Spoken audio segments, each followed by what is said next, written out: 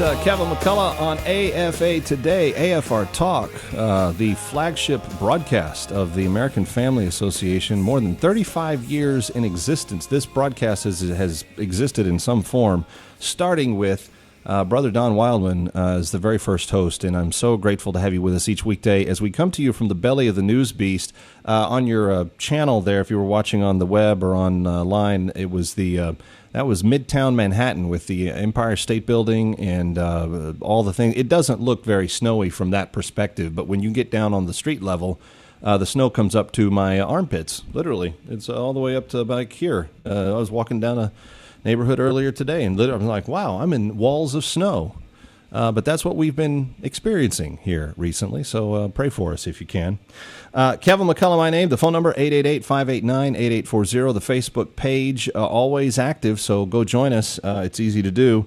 And we've got some more people that want to weigh in on this. What we're talking about is a congresswoman from Florida who has decided to brave, all forms of courage here, and to tell the president, you can't go make secret deals with our enemies and not tell Congress at least some of what it is.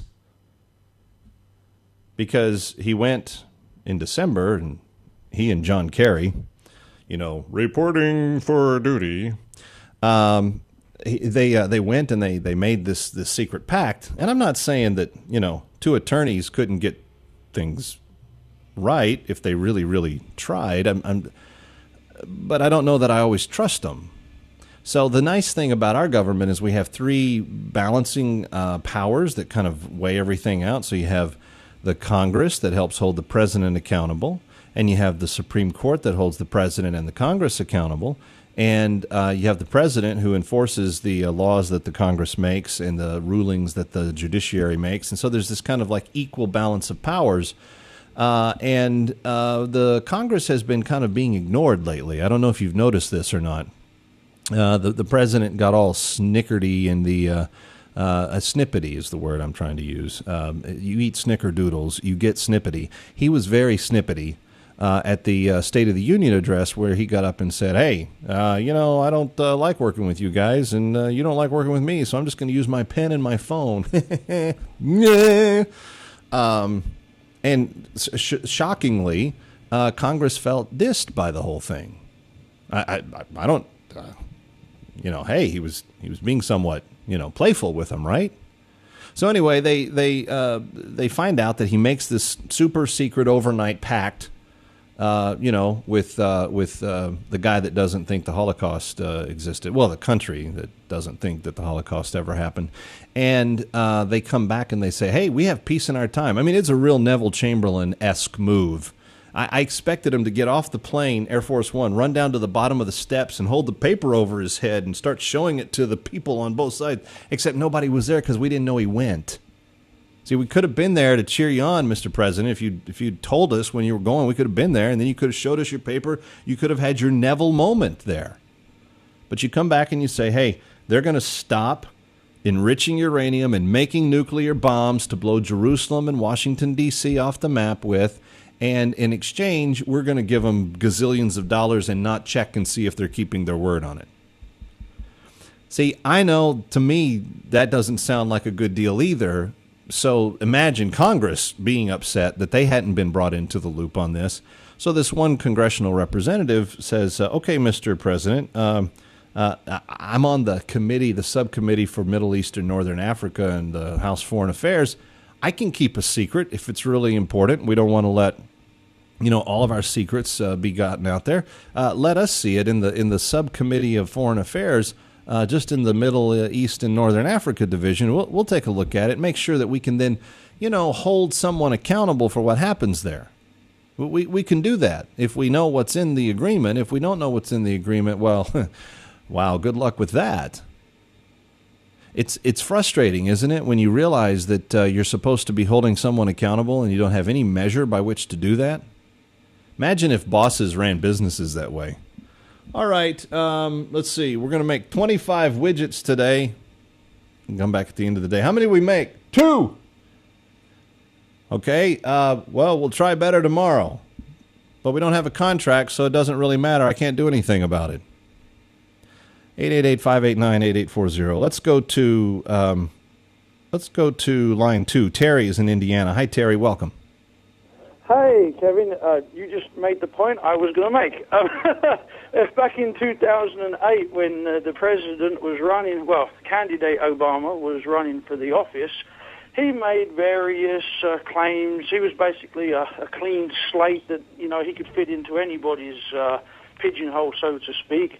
But one of them was that he would have the most transparent administration that there had ever been. And, all this time down the road, he's probably been one of the biggest administrations with the locked doors, especially with the health care. And, you've got to, we have to pass it to read. It was just classic. Yeah. I'm a service provider. When I talk to people about them hiring me, and they ask me, well, what are you going to do for us? And I say, I'm going to do A, B, C, D. If I don't do A, B, C, D, guess what? I don't get paid. I could end up in court, and I get a bad reputation, so nobody else will touch me. Then there is just no accountability of what they get on television and say, and then down the road, I think if they don't stick to what they propose that they're going to do, then their contract is broken, and they should be kicked out. That's just my view anyway. I'm 29 years old, Christian, love what you do. But I'm very hot-blooded Christian about this because I've lived in this country. For 10 years. I moved from England, which is a big socialist country. No work, everybody on benefits, a terrible healthcare system. And I moved over here when I was 19 years of age. I've been married 10 years next month. And I'm sorry to say I love the country, but the decline towards how it is over in England is astonishing. And it is scary, and it is just so sad to see it happening. Well, I'm really grateful, Terry, that you're able to see the difference, because the problem is there's a lot of people here that doesn't know that doesn't know what's going on. It's just it's really frightening. What happened to my parents? I was born in 1984. My parents waited about 30 years so they could afford to have me. My dad had a reasonable job. Margaret Thatcher, who is acclaimed as a fantastic prime minister in this country. Everybody loves Margaret Thatcher. Wasn't she great? They all talk to me about her, but they don't actually know what she did to the country as far as relations with the European Union. My dad was a factory worker, had a great job, and his factory was closed down. The unions were shut down, etc., and so forth. Big socialization of everything, and now the country is absolutely in terrible decline. I am so blessed to be living in this country where I'm able to work, I'm able to pay my bills and whatnot. Most of my friends from school, apart from the ones that were in privileged situations of having parents that actually, had good money to be put into them, are still living at home with their parents in the small box bedroom. Because everything is too expensive, and you just can't get ahead in England no more because it's so sad. And Yeah. Those people like my grandfather and my great-grandparents have fought for freedom in the Second World War and the First World War. I'm sure they would be absolutely crying to see the state of things now. Probably crushed in a lot of ways. Terry, thank you for that perspective. It's one that we need. Thank you for your call as well. It's one that we need to hear more often, because you're exactly right. The ideals of Europe that the president embodies and idolizes are the very things that are falling apart. And we seem to be on an advanced pace to get to that place.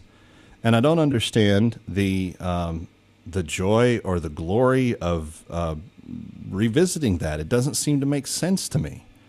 But I could be wrong. I'm more than willing to admit it if I am. Let's go to line 1. Kevin is calling from Texas. Hi, Kevin. Welcome. You're on with Kevin McCullough. Line 1, Kevin, are you there? I'm here. Kevin, welcome. How are you? I'm good. Thanks for calling. Good. I want to commend the Congresswoman from Florida for wanting to find the truth. Anytime that another Congress or member is attacking or criticizing another one, you can probably be assured that there's something there that they don't want them to find out. So that's a sign that she's doing the right thing, or she's on the right track.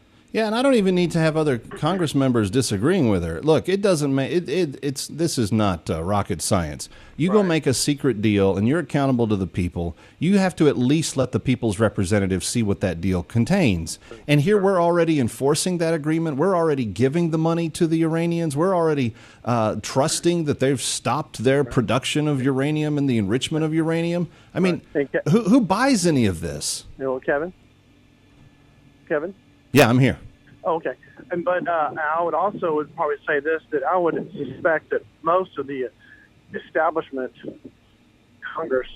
in Congress have a good idea exactly what is in this deal. They're not that naive, and they probably know what's going on. And brings me to my other point, is that sometimes I wonder why we have let Iran continue to develop their nuclear program, and it just makes you wonder, are they allowing things to happen or to get to a certain point for a pretext for war? Because if you understand about what's going on in the Middle East, the Arab Springs, those are not, all that has happened with those other countries, that's not by accident. Right. There's a little more behind that than most people probably realize.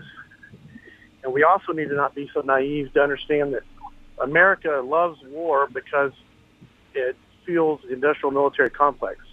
And so there's no mistake about that. And military contractors spend and lobby millions of dollars every year for billions of dollars in defense contracts. So people really need to not be so naive about that. But well, I appreciate the call, Kev. Thank you. I'm not one of those guys that gets all hot and bothered about our defense having the weapons that they need and the latest technology. I have a brother-in-law who just graduated Top Gun, and he's now working in a section of the Navy where he tests all the top secret stuff. And it's just it's one of those things where he's going to keep us safe because he's staying ahead of the curve. And I think that that's fine for us to spend money on. What I don't know that we need to be spending the money on is a lot of the foreign aid. What I don't know that we need to be spending money on is lavish trips for politicians to go do secret conferences. I'd like to know, how we justify some of this stuff. I'd like to know why the president thought he could do this circumventing Congress completely. But when he gets back, at least give him a copy of what was agreed to. That's kind of like your job. We don't have one of those three heads of government on the federal level, the judiciary, the executive, and the legislative. We don't have one of those branches that's more powerful than the other two. The Constitution calls them equal, and they all. Here's the real big secret. They all work for us. They're all accountable to you and me. They're employees that we hired, or in the judiciary's case, we hired the people that appointed. But at the end of the day, they're still they still account to who we are. I know a lot of people have given up on that idea, and a lot of people say, Kev, you're naive to think that that's ever going to be real again. Well, it's only going to not be real if we choose not to let it be. If we choose to walk away and abdicate our responsibility or say, oh, I give up, it's too big, or, oh, I like my benefits that I'm getting from the government too much to stop, well, then we probably will lose our country. Maybe we already have. Who knows? But if nobody calls for clarity, if nobody says, hey, wait, Mr. President, you're dumping a whole lot of confusion on us here. We're going to obliterate that right now, and then we're going to talk about truth. Give us the agreement. Let us see what's in it. And then let's plot our course of action together then responsibly. I don't think that's asking too much. I don't think it's expecting too much. And I'm grateful that this lawmaker from Florida has, in fact, taken that courageous step. Let's go to George in Missouri real quick. Line 4. Hi, George. Line 4, George in Missouri. Are you there? Hey. How you doing, Kevin? Hi, George. Welcome. We're short on time, so what's your point? Thank you to the Congresswoman in Florida, and what was it, Ron, or the other congressman? Rand Paul. Rand Paul. The senator from Kentucky. I think Obama has been very, very crystal clear about everything he's been doing, except it's all been bad. And I think that the three worst people that we have in nowadays society in America is Obama, Nancy Pelosi, Harry Reid, and I have to add Hillary Clinton, and the whole Senate. These people are all traitors to the American people, and I don't know what. And these liberals, excuse me, I'm coughing a fur ball. It must be great to be a liberal because they can give away our money. George, they have delighted in doing that because it's brought them power, and they've accumulated a power base because of it. But it's time that every individual American can make a decision for themselves and say, "Hey, they work for us. We can put a stop to it." Can we take Dennis in Louisiana real fast before we're done? Line 3, Dennis. We only have a few seconds. What's your thought? Hey, Kevin. I just have an idea going back to what you were talking about the Congress being held accountable. If we're paying them to do what our points and views are, then if they're not, why don't we just all stop paying them? That way they have no power and no money. You know, and thank you for the call, Dennis. You know, somebody suggested last week that if the Obamacare legislation is going to cost 2 million jobs, let's start with about 600 in Washington, D.C. to start. I kind of like that idea. I have to admit, I didn't even come up with it, but I think it's genius. Kevin McCullough is my name. Thank you for being with us today from the bunker. Pray for us. We're under snowpocalypse in the Northeast, and we'll be here Monday, God willing, to keep you up to date on everything that's going on AFA Today and AFR Talk. Have a great weekend. Focal Point with Brian Fisher is up next.